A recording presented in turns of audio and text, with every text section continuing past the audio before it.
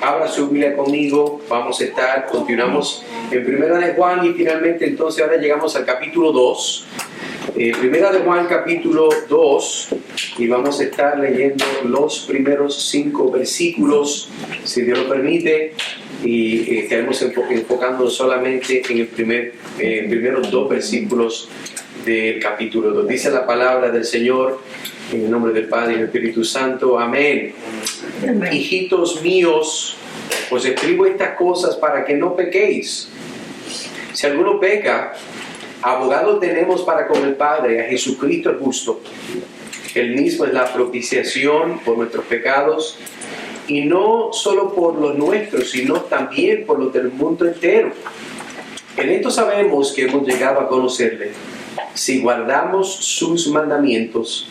El que dice, yo he llegado a conocerle, y no guarda sus mandamientos, es un mentiroso, y la verdad no está en él. Pero el que guarda su palabra, en él verdaderamente el amor de Dios se ha perfeccionado. En esto sabemos que estamos en él. Oremos. Trino Dios y Padre Celestial, Padre, te damos gracias por este tiempo, te damos gracias, Señor, porque nos das un día más de vida, nos das, Señor, otra oportunidad como tu pueblo para reunirnos y poder celebrar tu día. Señor, ministra a mi corazón, ministra los corazones de nuestros hermanos y nuestras hermanas, Señor, y seas tú trabajando por tu Espíritu, por medio de tu palabra, Señor, ministranos, recuérdanos el Evangelio y llámanos a una mayor obediencia para la gloria de Dios. Pedimos estas cosas en el nombre de Cristo Jesús. Amén. Y amén. Bueno, hermanos, estamos contentos. Lo que quisiéramos tocar en la temática de hoy sería un Dios y un Salvador. Es lo que estamos viendo, versículo 1, versículo 2 de Primera de Juan capítulo 2. Diríamos que la idea principal, si Dios permite, lo que vamos a estar cubriendo hoy es que el carácter de Dios no solo nos guarda del pecado, sino que nos recuerda de cómo Dios ha lidiado con el pecado a través de la persona de Cristo Jesús. Eso es muy importante y esa sería la idea central de lo que vamos a estar cubriendo en el día de hoy. Hay un bosquejo muy sencillo que vamos a estar cubriendo. Vamos a ver la primera parte, la esperanza de nuestra libertad del pecado, versículo 1. La esperanza de nuestra libertad del pecado. Vamos a ver la audiencia que se dirige Juan y vamos a ver su propósito. El segundo punto, vamos a ver la eficacia del ministerio doble de Cristo. La eficacia del ministerio doble de Cristo. Vamos a estar viendo del versículo 1b en adelante. Así que capítulo 2, versículo 1, la parte B hasta el versículo 2. Y en esos dos aspectos del ministerio doble vamos a ver su intercesión y vamos a ver su propiciación expiatoria. Palabras grandes y de domingo, y qué bueno porque hoy es domingo y vamos entonces a definirlas juntos. Pero hermano, así entramos entonces con una introducción que quisiera hacer una pregunta. Hay muchas expresiones populares que la gente dice hoy en día, específicamente en los círculos de personas, ¿verdad?, que profesan ser cristianas. Y puede ser que alguna de estas usted la ha escuchado y puede ser que alguna de estas usted la ha dicho. Por ejemplo, las personas dicen, Dios odia el pecado y ama al pecador. Eso es algo que se escucha muy a menudo y usualmente se escucha en ocasiones que tal vez son un poco cuestionables. Otra expresión que nosotros escuchamos dice, así es como Dios me hizo, ¿verdad? Alguien hace algo que tal vez te ofende a alguien, la forma que se comportó, la forma que se comunicó, y ¿qué es lo que estamos viendo? La persona dice, bueno, si Dios me hizo, no te molestes conmigo, Dios me hizo así. Esa es muy popular hoy en día. Otro aspecto que hemos escuchado dice, solo soy un pecador salvo por la gracia de Dios. Amén. Y se dan al pecho, ¿verdad?, diciendo eso. Y no estoy diciendo de una forma donde proyectamos una confesión en nuestra seguridad en Cristo, sino que estas expresiones usualmente se dicen para tratar de cubrir, ¿verdad?, para tratar de rescatar nuestro testimonio en momentos donde hacemos o decimos cosas que no son competentes con esta profesión. Otro aspecto, otra expresión que dice, los cristianos no somos perfectos, pero somos salvos. Es cierto también, los cristianos no son perfectos, pero son salvos. Pero el problema no es ese. El problema es que usualmente esa expresión, vuelvo y repito, se dice para contrarrestar cuando una persona, su conciencia, ¿verdad?, está ardiendo. Una última expresión que se dice también, que usted la ha escuchado, dice: no juzguéis para no ser juzgados. Así que no me puedes juzgar, porque tú no eres perfecto. Y como tú no eres perfecto, yo no soy perfecto, aquí nadie se puede juzgar. Bueno, eso es cierto, pero la palabra de Dios habla muy claramente que Jesús nos llama a juzgar con justicia, a juzgar con toda justicia. Ahora, la pregunta, vuelvo y digo, ¿por qué la gente dice eso? ¿Será que todos están tratando de defender su fe como cristianos? No lo creo en todos los casos. Las personas hacen y dicen estas cosas porque quieren excusas para no ser conformados a Dios, no ser conformados a Cristo, y la santificación no la entienden o meramente no les importa. La idea de lo que es la santificación o no la entienden o no les importa. Pero ¿qué es lo que están diciendo en realidad cuando las personas usan estas expresiones libremente? Bueno, están diciendo de que Dios es santo, no tienen problema admitiendo eso. Dios es santo, pero su gracia me permite pecar sin ser condenado, ya que Él perdonó mis pecados pasados, presentes y futuros. Eso es lo que la gente está diciendo. Es de que Dios es santo, pero su gracia me permite. Su gracia endosa, su gracia me está facilitando la habilidad de yo pecar. Pero, hermanos, ¿será eso lo que la palabra de Dios nos enseña?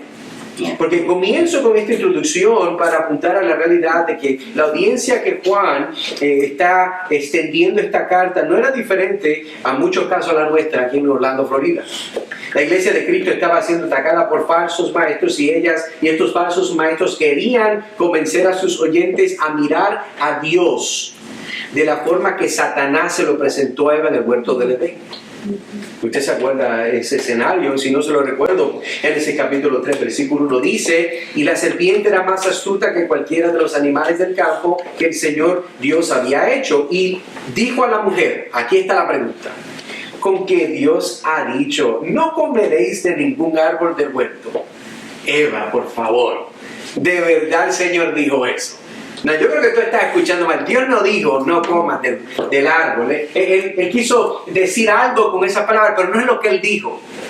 Bien interesante. En otras palabras, el diablo trae duda a lo que Dios claramente comunicó. Eso es lo que estos falsos maestros están haciendo en esta iglesia a la cual Juan le está escribiendo. Ellos están diciendo, no, Dios dijo que sí, que Él vino, Jesús nació, pero en realidad vino el Hijo de Dios en la carne. No. Porque recuerden, nosotros hemos visto que su gnosticismo negaba lo que es la encarnación de Cristo Jesús. Su dualismo presentaba la idea de que Dios no es totalmente soberano y poderoso, sino que hay una pelea, ¿verdad? Un yin y yang, como dicen por ahí, ¿verdad? De que hay un control. Dios es poderoso y el diablo es contrapoderoso, y esa batalla es hasta el fin de los tiempos. Pero eso no es lo que la Biblia nos presenta a nosotros, hermanos. Ahora necesitamos mentalmente cambiar su punto de vista, ¿verdad? Y dejarte por un momento entender cómo es que Juan piensa y se siente el escritor de esta carta. Imagínate, y para hacer esto, comenzamos con esta idea, ¿verdad?, de lo que es lo que la gente dice, por qué lo dice, la forma que el diablo impulsa para que la gente hable de esta forma, y entendemos eso, vemos cómo el diablo entonces manipula la palabra. Pero ahora entonces, para tratar de mejor encajar con lo que estamos leyendo en el 1 de Juan capítulo 2, quiero que usted pueda entonar, que usted pueda afinar su mentalidad a la forma que Juan está pensando. Y la forma que yo puedo hacer eso es decirle que se imagine conmigo. Si usted es padre, si no, pues lamentablemente se lo va a tener que imaginar. Pero si es padre, usted lo puede recordar. Pero quiero que usted recuerde en su mente, ¿verdad?, cuando usted primero vio a su hijo o su hija. ¿Por qué?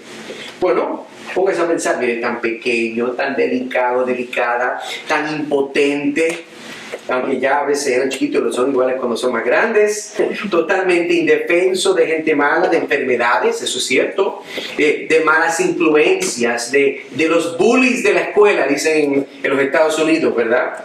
Pero lo que más nos debe de preocupar es que ese niño o esa niña está totalmente indefenso de su propio pecado.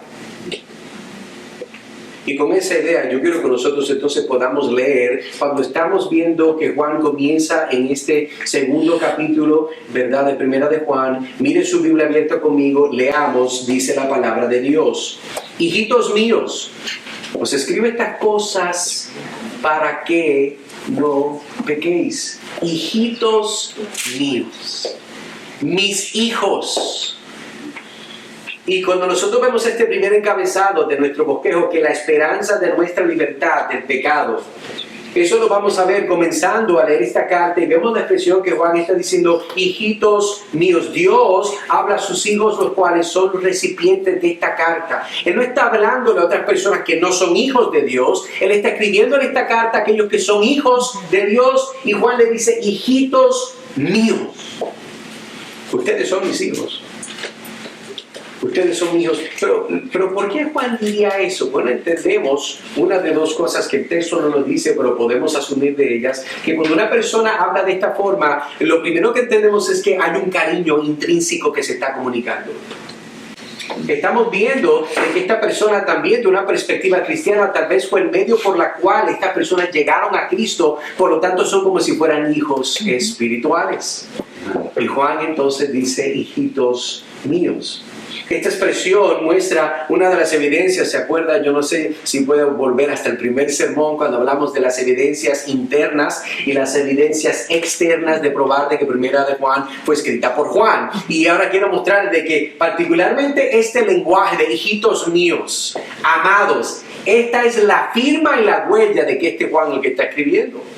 Le voy a leer por encima algunos versos que nos pueden dar esta idea y probarlo. Primera de Juan 2:7, lo vamos a cubrir próximamente. Dice, amados, no os escribo un mandamiento nuevo, amados, sino que un mandamiento antiguo que habéis tenido desde el principio. Primera de Juan 3:2, amados, ahora somos hijos de Dios.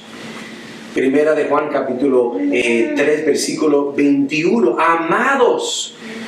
Dice, si nuestro corazón no nos condena, confianza tenemos delante de Dios. Primera de Juan capítulo 4, versículo 1. Amados, no creáis a todo espíritu, sino probad los espíritus para ver si son de Dios.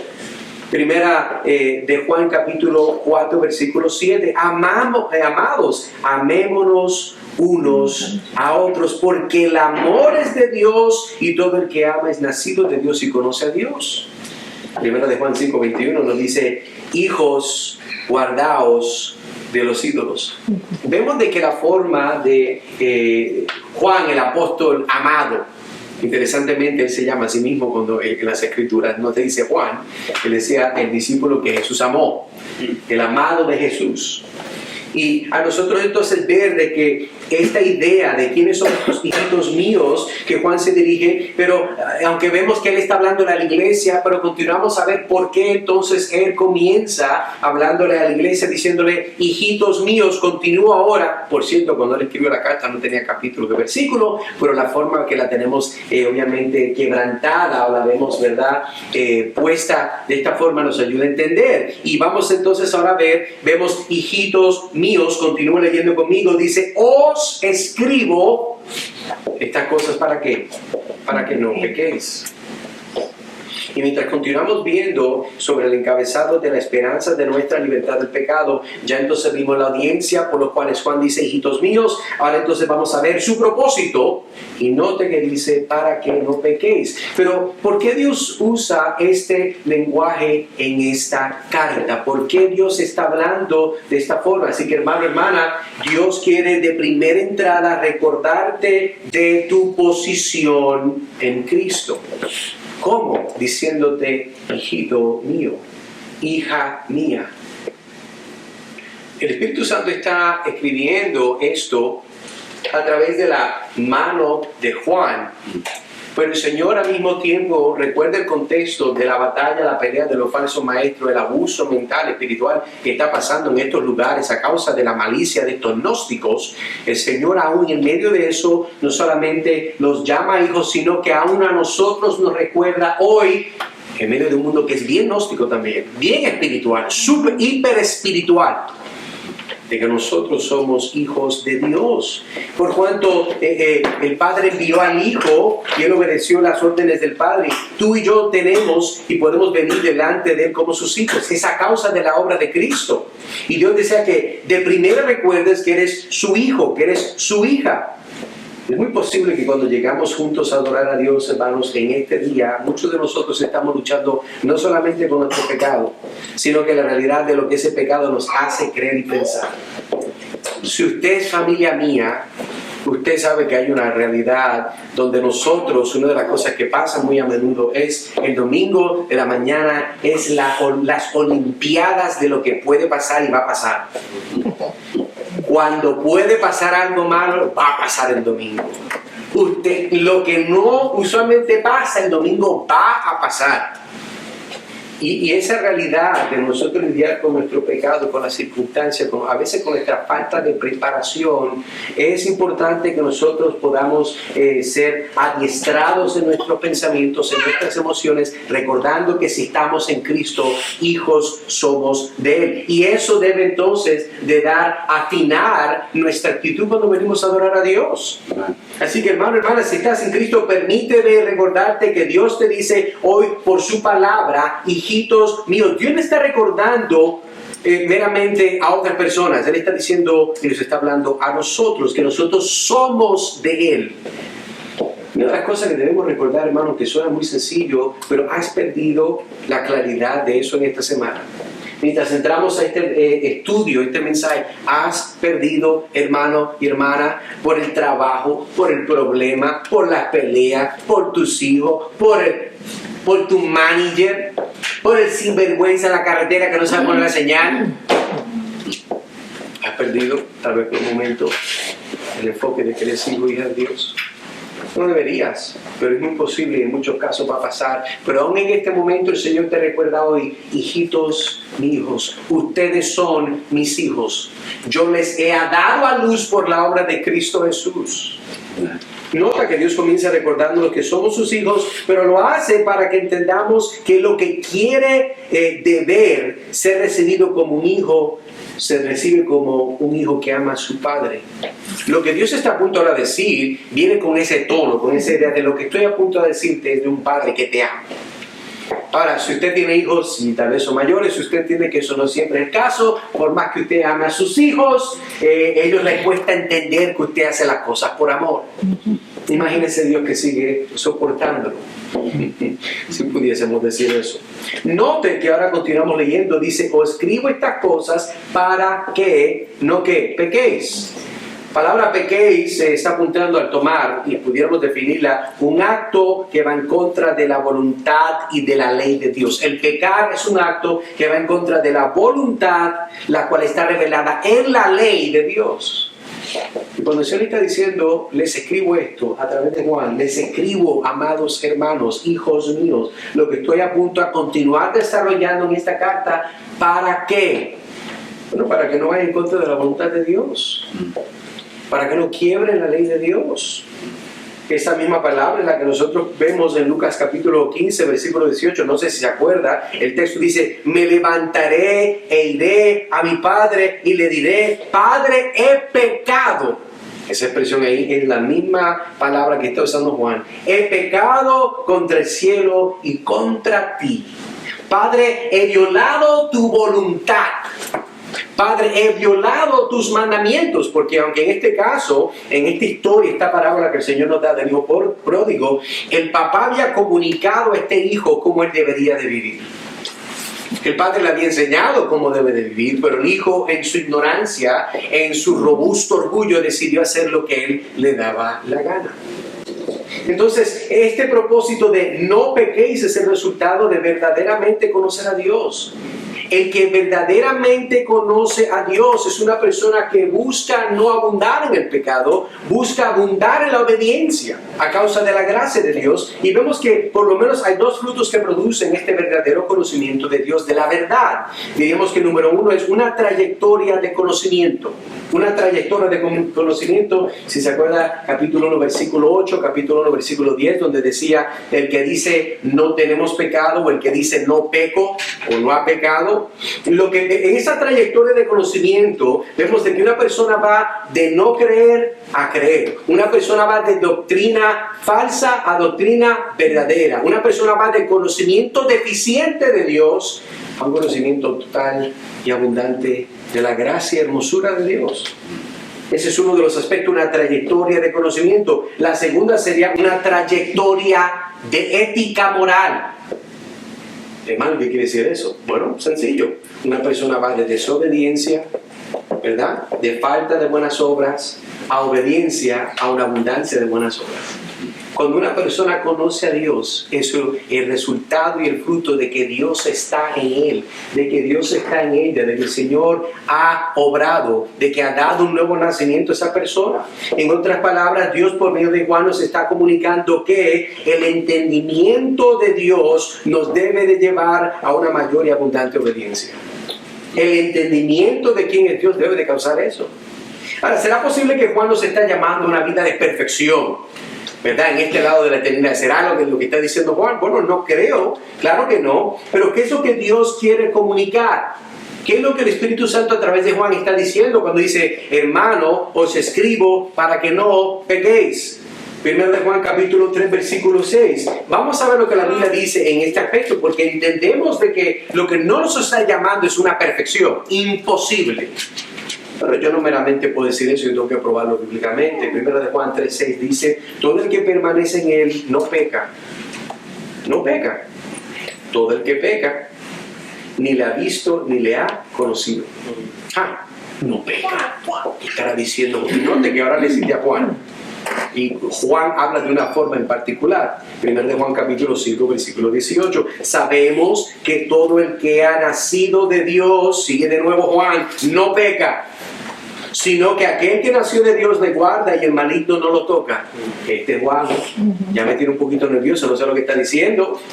1 de Juan capítulo 3 versículo 9 dice, ninguno que es nacido de Dios practica el pecado. Ahora estamos llegando un poquito más a lo que Juan está comunicando, porque la simiente de Dios permanece en él y no puede pecar. Haga la conexión.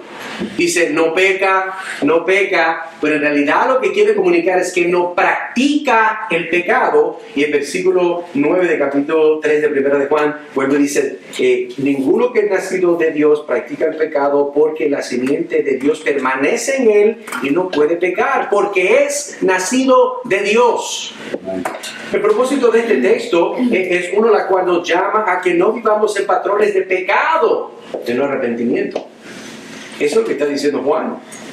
Os escribo a vosotros, ¿verdad?, en otras palabras, para que no pequéis. Pequéis está hablando de vivir en una vida con patrones de pecado no arrepentido. Tiene que ser. ¿Por qué? Porque todo el mundo peca. Entonces lo que no nos está llamando es una perfección moral, una perfección literal, y más en este lado de la eternidad. No es posible. Y si usted está casado, usted me entiende. Eso es imposible. Eso no existe. Y esa gracia de Dios se nos es revelada a través de este texto. Pero ¿cómo deberíamos pensar sobre nuestro pecado y la gracia de Dios? Entendemos de que, hijitos míos, nos dice Juan, el Espíritu Santo, ustedes que son mis hijos, les escribo esto para que no pequéis. Tenemos que lidiar con la realidad de que la gracia de Dios, como había dicho, la gente piensa que es algo que nos permite pecar. Por cuanto hay gracia, no hay, va a haber culpabilidad, no va a haber lo que sería, ¿verdad?, los efectos de yo cometer pecado. Y mira lo que dice el pastor Charles Spurgeon: el creyente en Jesús razona de otra manera. Esto es una cita donde primero habla del que no es cristiano, ahora va a hablar del que es cristiano. Dice, el creyente en Jesús razona de esta manera: ¿es Dios tan bueno? Entonces no voy a contrariarle. ¿Está Él tan dispuesto a perdonar mis transgresiones? Entonces le amaré y no le ofenderé más. La gratitud tiene bandas que son más fuertes que el hierro, aunque más suaves que la cera. Mira lo que dice ahí: la gratitud tiene bandas que son más fuertes que el hierro, aunque más suaves que la cera. Es importante. La gratitud que es el resultado de conocer a Dios, de tener comunión con Dios, de ser perdonado por Dios, nos debe de causar a nosotros, ¿qué? Gratitud. Esa gratitud nos lleva a obedecer. Esa gratitud nos lleva a conformarnos al imagen de Cristo Jesús. El deseo de Dios es que mientras conozcamos más a Dios, vivamos por el Espíritu Santo una vida marcada por el fruto de la obediencia de su palabra. Así que tus hábitos serán actos de justicia y fidelidad desde tus pensamientos hasta tu palabra, tus hechos y comportamiento. Por eso es que vemos cuando estaba diciendo que el encabezado nos dice que la esperanza de nuestra libertad del pecado, ¿cuál es? Entender quién es Dios. Si entendemos quién es Dios y nosotros estamos reconciliados con Dios, somos sus hijos. Si somos sus hijos, entendemos nuestra identidad. Y si esa es nuestra identidad, entonces el producto de que somos hijos de Dios nos lleva a mostrar que somos agradecidos. De que tenemos agradecimiento por la obra de Dios el Padre a través de Dios el Hijo. Y la perseverancia y preservación del Espíritu Santo. Si que vemos esa primera parte, ahora entonces pasamos a nuestro segundo encabezado, la eficacia del ministerio doble de Cristo. La eficacia del ministerio doble de Cristo, vamos a ver su intercesión y su propiciación expiatoria. Volvamos al texto, mire su Biblia conmigo, leo del versículo 1, hijitos míos, os escribo estas cosas para que no pequéis. Si alguno peca, abogado tenemos para con el Padre, a Jesucristo el justo. Él mismo es la propiciación por nuestros pecados, y no solo por los muertos, pero por los nuestros, sino también por los del mundo entero. Entonces, viendo este encabezado de la eficacia del ministerio doble de Cristo y viendo particularmente su intercesión, la intercesión de Cristo, mira lo que dice ahí, si alguno peca. Juan de nuevo está afirmando la realidad que el cristiano tarde que temprano va a pecar. Usted ya pecó hoy, de alguna forma, en su actitud, la forma que contestó en su mente, la forma que se dirigió con sus ojos, con sus pensamientos. Aquí podemos ver la lucha que todo cristiano tiene contra el pecado remanente. Si usted está en Cristo, usted todavía está batallando su pecado. No paró, continúa, todos los días, todo momento.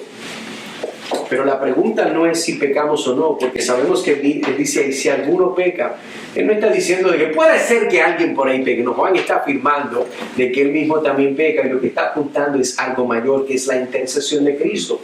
Esto lo sabemos porque Pablo lo dice también en Romanos capítulo 3, versículo 23, un verso que todo el mundo conoce, por cuantos todos pecaron. Pablo le hace bien claro al que no entiende que todos pecaron y no alcanza la gloria de Dios. Pero continuamos en el verso, miren lo que dice, si alguno peca, abogado tenemos para con el Padre. Y esta parte, cuando dice que abogados tenemos para con el Padre, nos llama a enfocarnos de nuevo a Cristo, la cual es el único que está a la mano derecha del Padre e intercede por nosotros, su pueblo. Eso es lo que está Juan haciendo. Él no está diciendo, hijitos míos, sí, porque Él los ama, porque Dios lo usó tal vez para que muchos llegaran al Evangelio por medio de su predicación y enseñanza, pero Dios sobre Juan está diciendo, hijos míos. Ustedes son hijos míos por la obra intercesora de Cristo Jesús. Por eso vemos aquí de que nos enfoca en Cristo. 1 Timoteo capítulo 2 versículo 5, hablando de esta idea de la intercesión de Cristo, dice lo siguiente: porque hay un solo Dios y también un solo mediador entre Dios y los hombres, Cristo Jesús, hombre. Amén. Romanos capítulo 8, versículo 34. ¿Quién es el que condena? Cristo Jesús es el que murió. Sí, más aún el que resucitó, el que además está a la diestra de Dios, el que también intercede por nosotros. ¿Quién es el que está intercediendo? Cristo Jesús. Él siempre, una de sus funciones es de que Él está intercediendo, Él está abogando. Y eso es muy importante entenderlo, porque la palabra aquí, cuando está diciendo Juan, abogado tenemos, ese era el abogado, es una palabra que Juan usa para abogado, y es una que se define como uno que puede ser llamado para proporcionar ayuda o asistencia ayudante. Esa palabra de abogado es lo que está apuntando a eso. Es una persona que puede ser llamado para proporcionar ayuda o asistencia. Esta palabra es una la cual se usa para referir, usualmente, cuando en la palabra se habla, está apuntando al Espíritu Santo. En otras partes de las Escrituras, pero aquí está enfocando el lente al Señor Jesucristo, el abogado. Interesante. El que nos da obviamente ese confort que nosotros necesitamos en momentos particulares. Pero ¿por qué Juan usa esta palabra, esta idea de defensor o consolador, y no se la atribuye al Espíritu Santo sino a Jesucristo? ¿Por qué que ahora de momento hay este cambio? Y usted, si cuando estudia una epístola o la palabra, si usted entiende que hay ciertas palabras que se usan de una forma común, y esta palabra de consolador usualmente se le atribuye al Espíritu Santo. Jesús dijo: yo cuando me vaya no lo voy a dejar solo, sino que le voy a mandar mi consolador, el consolador. Ahora, viendo el comentarista Matthew Henry contesta esta pregunta que estamos haciendo de por qué se le atribuye esta idea de abogado consolador a la persona de Cristo, y en este caso no la atribuye al Espíritu Santo. Matthew Henry contesta y dice: Él, el Espíritu Santo, actúa dentro de nosotros, pone súplicas y argumentos en nuestros corazones y bocas. Así es nuestro abogado, al enseñarnos a interceder por nosotros mismos. Está hablando del Señor Jesucristo. Él es el que está ahora abogando, pero aquí hay un abogado sin nosotros. El que aboga dentro de nosotros es el Espíritu Santo. Pero ahora Juan está diciendo no es el que está abogando dentro de ti. Estamos hablando de uno que está abogando fuera de ti. En el cielo y con el Padre, el oficio y el negocio propio de un abogado es con el juez. Con él defiende la causa del cliente. El juez con el que nuestro abogado aboga es el Padre, su Padre y el nuestro. El que fue nuestro juez en el tribunal legal, el tribunal de la ley violada, es nuestro Padre en el tribunal del Evangelio, el tribunal del cielo y de la gracia. Su trono tribunal es el asiento de la misericordia. Y Él, que es nuestro Padre, es también nuestro juez. El árbitro supremo de nuestro estado y circunstancias, ya sea para la vida o la muerte, para el tiempo o la eternidad. Y vemos entonces la razón por la cual Juan está diciendo de que abogado tenemos para con el Padre. Él está apuntando a la persona de Cristo. ¿Por qué? Porque el que está intercediendo, el que está haciendo nuestro caso delante del Padre a causa de la obra de Él, no es el Espíritu Santo, sino es Cristo Jesús. Y dice ahí el justo. Amén. Es lo que el texto nos está diciendo.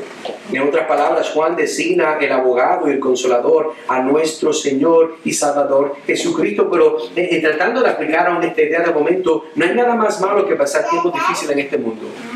Miren que todavía estamos viendo las noticias por las redes sociales de lo que pasó en la parte sur del estado de la Florida, personas que lo perdieron todo, personas que todavía están tratando de recobrar sus vidas, personas, amistades, familiares que usted tiene que han pasado un momento difícil. No hay nada más malo que pasar un tiempo difícil, peor es pasarlo solo.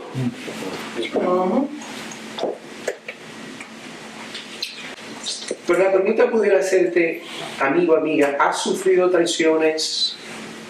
¿Has sufrido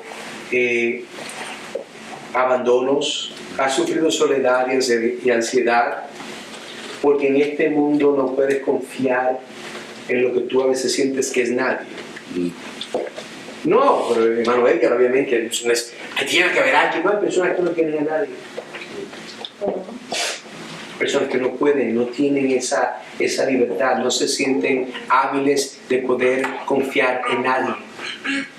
Todo el mundo le ha defraudado, todo el mundo lo ha dejado esperando, la mayoría, y literalmente sabemos que no es todo el mundo, pero la forma que usamos el lenguaje para decir, de todas las personas, puede ser que uno, pero esa no es la mayoría, y yo tengo que entonces apuntar a la mayoría. Todas las personas que yo pongo mi esfuerzo, mi tiempo, me han dejado solo, me han abandonado, me han clavado en la espalda. Esa es la vida que yo vivo. Y sabes qué, amigo, amiga, si no te arrepientes, si entregas tu vida al Señor Jesucristo, no hay ninguna esperanza para ti. Lamento decirte, y tú tal vez pensaste que te voy a dar esperanza. Sí, la esperanza está que sí, en Cristo Jesús. Pero tienes que tornarte de tus pecados y poner tu confianza en Él. Escucha bien, ninguna, nunca, jamás y siempre vivirás solo en este mundo y morirás solo y sola por una eternidad si no estás en Cristo.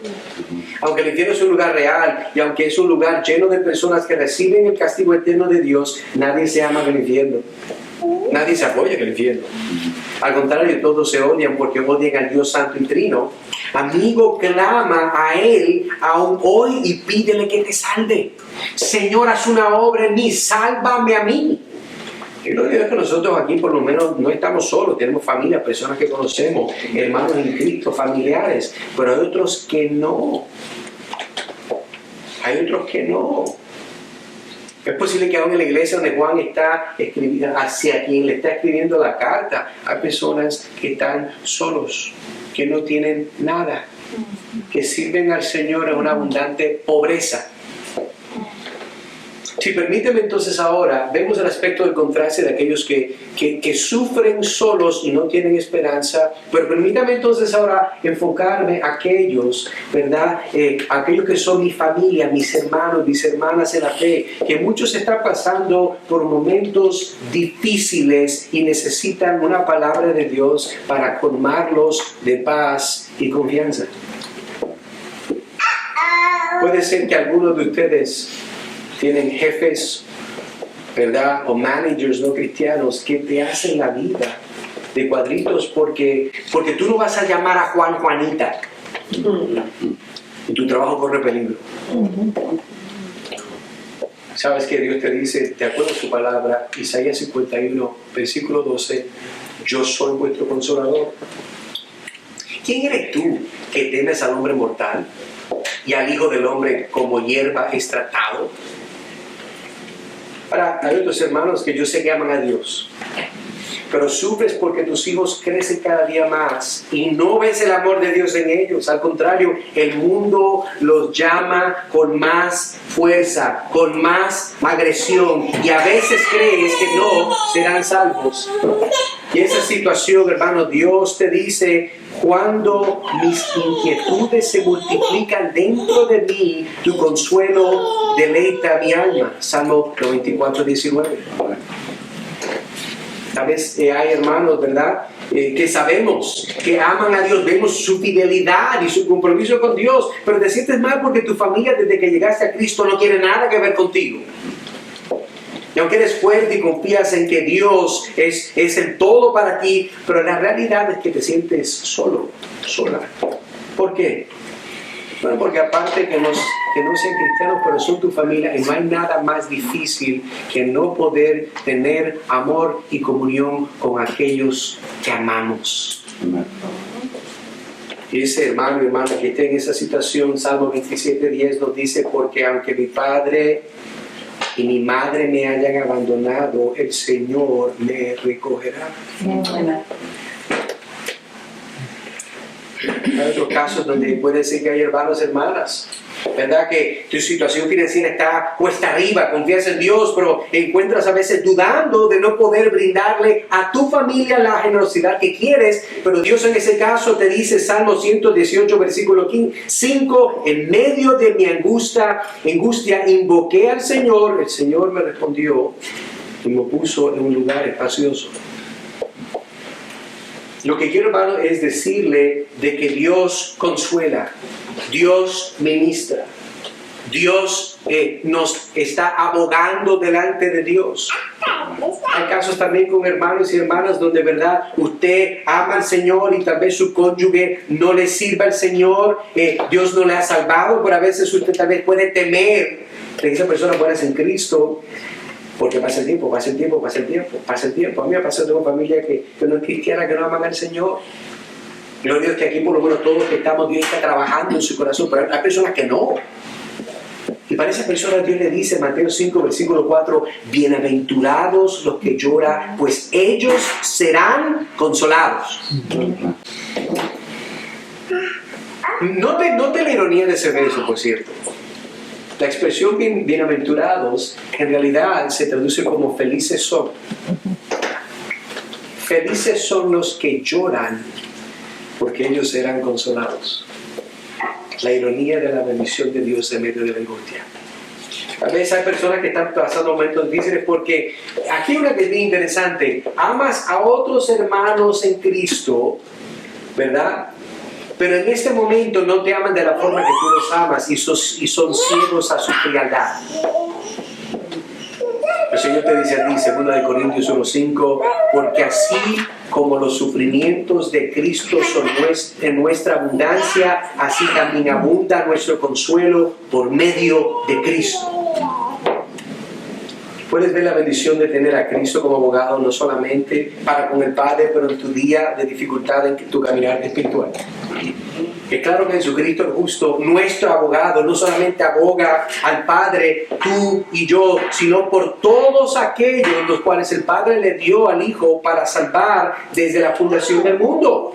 Si esto no fuera el caso, entonces la muerte y resurrección de Cristo fuera una universal, la cual invalidaría el propósito de la existencia del infierno. ¿Por qué tener un infierno si todos son salvos? Si Cristo murió por todos, ¿por qué entonces hay un infierno? No debería haber, porque Cristo pagó por los pecados de todos. Pero la gloria de Dios, que Jesucristo el justo pagó por los pecados en la cruz, por los pecados de todos que fueron elegidos para salvación y una vida eterna por Dios desde la eternidad. Por eso es que Cristo dice, Efesios, el Espíritu Santo a través del escritor que es Pablo, Efesios capítulo 1, versículo 4 al 5, según nos escogió en Él antes de la fundación del mundo, para que fuéramos santos y sin mancha delante de Él. En amor nos predestinó para adopción como hijos para sí mediante Jesucristo, conforme al beneplácito de su voluntad.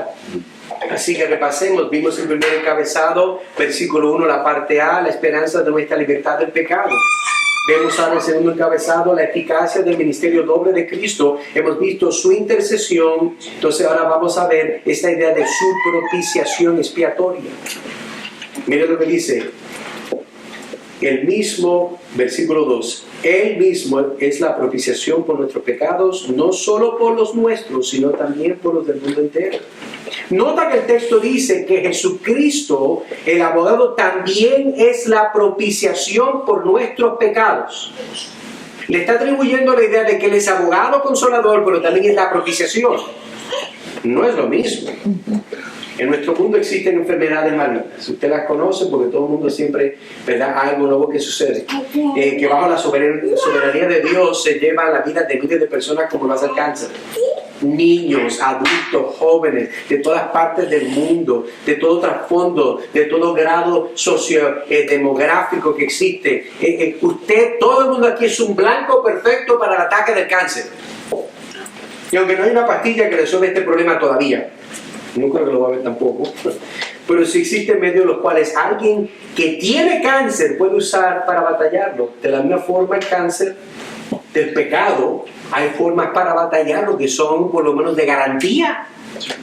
Pero note que para batallar contra el cáncer hay medios las cuales usted tiene que ejecutar para poder batallarlo. Si no tomamos ventaja de los medios, entonces deberíamos darnos por vencido porque vamos a morir, no hay ninguna esperanza. Pero note que de la misma forma que el cáncer del pecado sigue cobrando la vida de muchas almas, las cuales terminan en un infierno justo y eternal, donde la justicia de Dios es mostrada en su perfección. Pero hasta el día de hoy, solo hay ciertos medios para batallar el cáncer. Si yo le pregunto a usted, ¿qué me puede decir? Bueno, hermano, está la cirugía, si hay que extirpar algo, está la quimioterapia, está el trasplante de médula ósea, la inmunoterapia, radioterapia, entre otras opciones. Usted las conoce, usted las ha escuchado, muchas más. Lo malo es que estos tratamientos que siempre se dan tienen riesgos. Interesante que aquello que te puede salvar la vida te la puede también quitar. Fascinante. Ahora, y estos medios ninguno son 100% eficaces.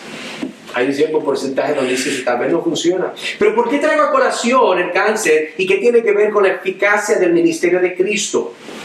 Bueno, muy buena pregunta. Hablé del cáncer para poder hablar de los tratamientos. Y hablé de los tratamientos porque quiero hacer una conexión con la palabra propiciación. Esta palabra en la lengua original, la forma que se usa aquí, de acuerdo al léxico del Nuevo Testamento, así se define: el medio por el que se perdonan los pecados, el medio de perdón, la expiación.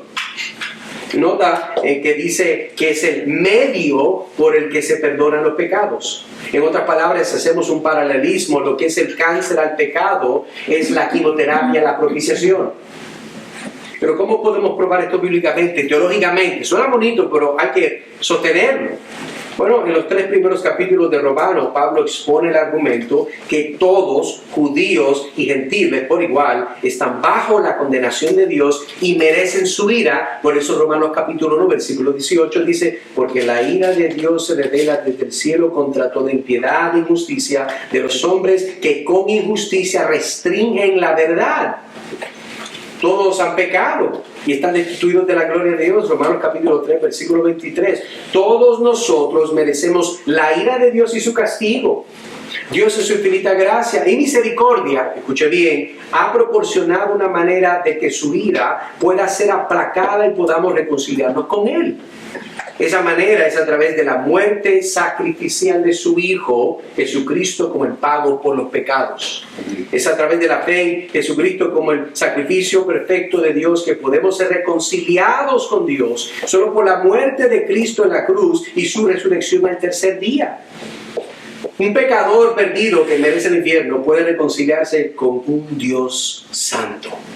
La maravillosa verdad del Evangelio es que los cristianos son salvados de la ira de Dios y reconciliados con Él. ¿Por qué? Primera de Juan capítulo 4, versículo 10 dice: hayamos amado a Dios, sino en que Él nos amó a nosotros y envió a su Hijo como propiciación por nuestros pecados.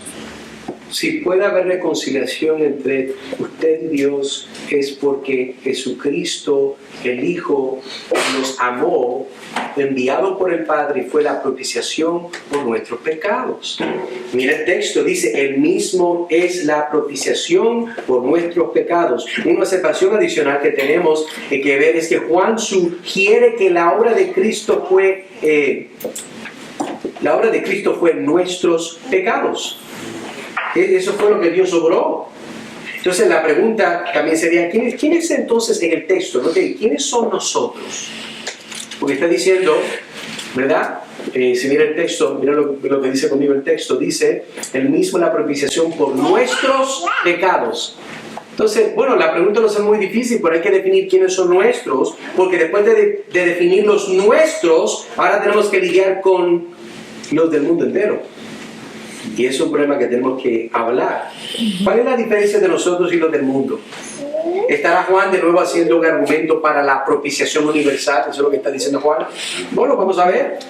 Tenemos que lidiar con este problema porque necesitamos tener claridad de que Juan está diciendo, cuando dice Él mismo en la propiciación por nuestros pecados, y no solo por los nuestros, sino también por los pecados del mundo entero. Ahí dice: bueno, hermano Nazario, está claro, Jesús murió por todo, buen día, buen provecho. Eso no es lo que dice ahí, pero vamos a verlo con detalle. Para contestar esta pregunta, si Jesús propició no solo nuestros pecados, pero los del mundo entero, ¿será eso verdad? Bueno, el universalista dice que la muerte de Jesús fue para todo hombre y mujer en todo tiempo. Y los efectos salvíficos. El cristiano dice, bíblico, que la muerte de Cristo solamente fue para aquellos que el Padre le dio al Hijo para redimir en la cruz. Amén. Dos diferentes posiciones, dos diferentes cosmovisiones que dice la palabra de Dios. Pero ¿cuál es la verdad y cuál es la mentira? ¿Cuál es objetiva y cuál es subjetiva? Daniel capítulo 12, versículo 2 dice: y note el uso de las palabras unos y otros. Lo voy a leer, unos y otros. Mira lo que dice: y muchos de los que duermen en el polvo de la tierra despertarán, unos para la vida eterna y otros para la ignominia, para el desprecio eterno. Otro verso que podemos ver es Mateo capítulo 7, versículos 22 y 23. Note el uso de las palabras muchos. No dice todos, dice muchos. Muchos me dirán en aquel día: Señor, Señor, ¿no profetizamos en tu nombre echamos fuera demonios y en tu nombre hicimos muchos milagros? Entonces Jesús contesta: les declararé, jamás os conocí, apartados de mí los que practicáis la iniquidad. Note que él está hablando de muchos, no todos, muchos, la mayoría. Apocalipsis capítulo 20, versículo 15, note el uso de la expresión el que no se encontraba. Dice, el que no se encontraba inscrito en el libro de la vida fue arrojado al lago de fuego. O estás en el libro o no estás.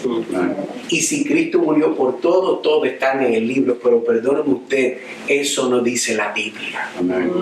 La Biblia dice que el que se encontraba inscrito en el libro de la vida, el que no estaba, será arrojado al lago de fuego. Si esta propiciación de Cristo no es universal para todos, ¿para quién es entonces? Es otra buena pregunta que hay que contestar, porque esa es la pregunta que usted quiere saber. ¿Cómo yo puedo ser del grupo de los que son salvos? Juan capítulo 3, versículo 16, que usted se lo tiene memorizado. Dice, porque de tal manera amó Dios al mundo, que dio a su Hijo unigénito, para que todo aquel que cree en Él no se pierda, mas tenga vida eterna.